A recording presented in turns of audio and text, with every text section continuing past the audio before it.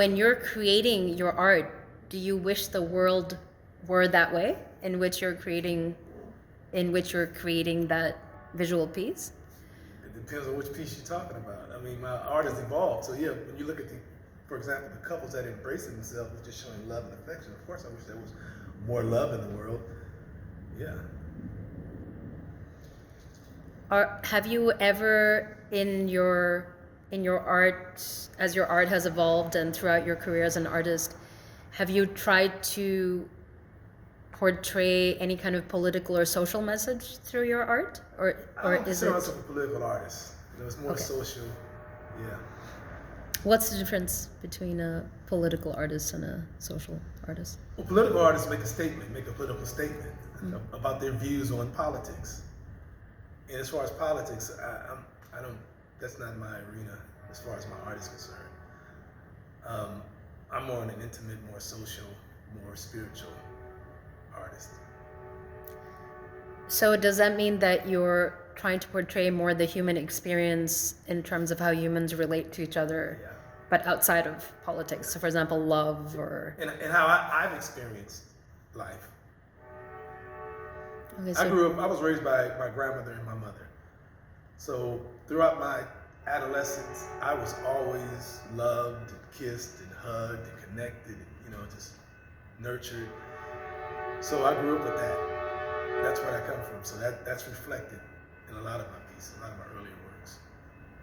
So then does I don't know if I want to say power of women, but does I guess the power of women, because it seems to affectionate and strong women raised you. Yeah. Does that come into your artwork? Do you portray that in a certain way, or subconsciously or unconsciously? Yeah, it's in my subconscious. Yeah. And then around 11 or 12 years old is when I started hanging out with my uncles. I had 6 uncles growing up. And I spent a lot of time with one of them in West Oakland. He had a produce market in West Oakland, and he kind of took me under his wing. And then he took over after my mother and grandma finished raising me and my brother. She sent us to hang out with our uncles. I guess maybe looking back, she probably knew that we needed that masculine energy too around us. So she sent us to hang out with our uncles. And so a part of them is also in me, How is that different? Can you explain a bit?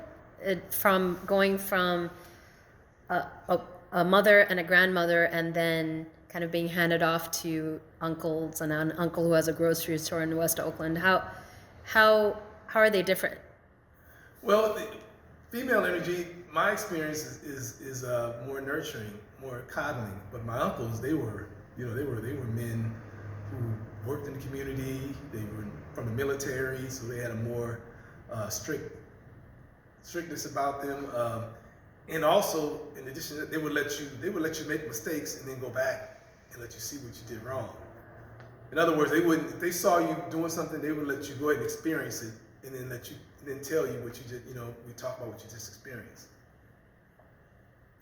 So is there a juxtaposition in your art then of these two different types of upbringings? Well, I don't know about different types, but complementary upbringings that you had one after the other, or is there a tension between them? Do you express them in some way in your art? Yeah, the pieces I'm working on currently, I call it compartmentalization. And what I've done is I take simple forms and shapes, squares and rectangles and circles, and just kind of place them against each other. So to answer that question, it's a different compartment. So I got this over here, and my uncle's over here. And what that does is it helps me focus. I don't put things in compartments and I'm all over the place. So I don't know if that answered your question or not. That's very interesting. So the art series that you're working on right now, each piece has different compartments in it because it has different shapes and each shape represents a compartment. Right, they're all separate, but they're all connected too. They're connected to each other, but they're all separate spaces. Interesting. So talk about this relationship's over here, this one's over here, this one's in this spot, but they're all connected, intertwined with each other, but they're all separate at the same time.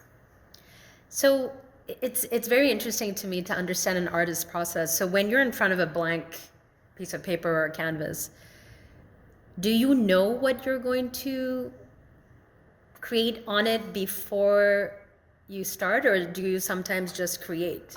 Or do you think about it before? I don't have a formula. Sometimes I can go straight to the canvas and create. Sometimes I have to go through all my thumbnail sketches and pick out a sketch that I did maybe 2 years ago and maybe change over here. Because sometimes I can look at something that I did a year ago and look at it today and see something totally different and say, wow, I moved this line over here, this color should be over here, and change it around. So I've created a whole different piece from a piece I did a year ago, making it to another piece.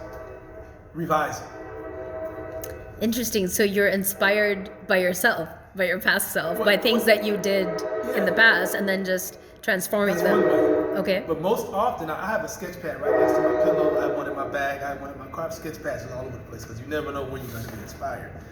But I'm always sketching because inspiration finds you working. You know, I'm not the kind of artist that needs to go sit on the beach or look at the moon and get inspired. If I'm working, inspiration comes. And are you inspired because of some kind of visual or auditory or some kind of sensory cue, or do you just become inspired because of something you thought about or read? Or either way, sometimes it can be music, it can be a person that I just talked to in the streets, it can be somebody from the past, it can be an old memory, it could be a song. Like right now, I listen to music that I listened to when I was in the 90s. I've been listening to a lot of 90s R&B music lately.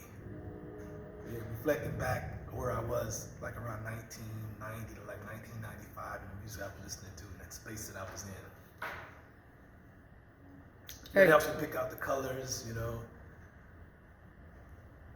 Yeah, so colors might be associated with different times in your life, specific colors, different places, different ideas and mediums. Feelings maybe.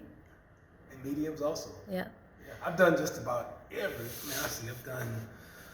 I've done graphite, I've done watercolor, I've done pen and ink, I've done etchings, I've done monotypes, I've done mono prints, I've done airbrush, I've done charcoal, I've done acrylic, I've done oil, I've done photography. The only thing I haven't done is three-dimensional work, sculptures. So speaking of colors, tell me about, because I am looking at these 4 couples that you have on the wall. So I'll show the other.